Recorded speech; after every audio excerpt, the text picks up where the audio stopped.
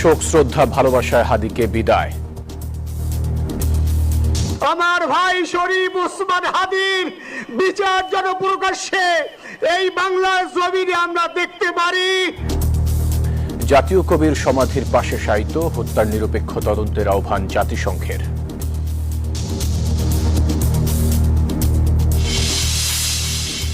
দেশে আনা হলো সুদানে নিহত 6 বাংলাদেশি সেনার মরদেহ।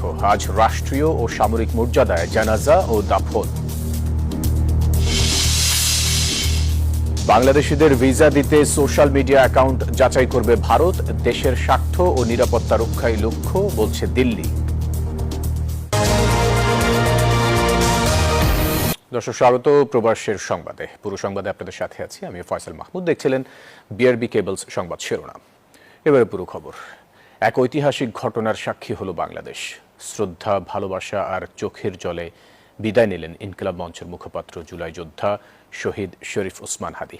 উল্কার মতো রাজনীতিতে আসা এই বিপ্লবীকে দাফন করা হলো জাতীয় কবি কাজী নজরুল ইসলামের সমাধির পাশে।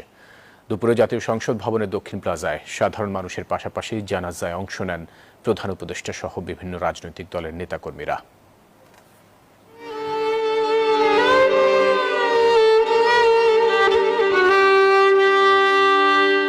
চোখের জল আর ভালোবাসায় এক বিপ্লবী আত্মার বিদায়।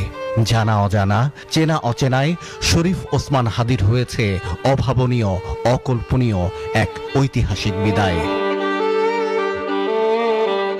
এ যেন এক রাজকীয় প্রস্থান। নক্ষত্রের মতো জ্বলে উঠেছেন, অনন্তের পথে গিয়েও হয়েছেন জলজলে ধ্রুবতারা। কল্পনার সীমা ছাড়িয়ে বাস্তবতায় দিয়েছেন ধরা। আল্লাহু আকবার।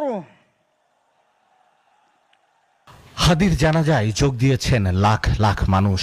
উত্তর থেকে দক্ষিণ, পূর্ব থেকে পশ্চিম, মানুষের সব স্রোত মিশেছে সংসদ ভবনের দক্ষিণ প্লাজায়। আসসালামু আলাইকুম ওয়া রাহমাতুল্লাহ। জনতার আবেগ, ভালোবাসা, সতীর্থদের দ্রোহ বিদ্রোহ সব মিলে হাদি হয়ে উঠেছেন বিপ্লবের এক বিমূর্ত প্রতীক।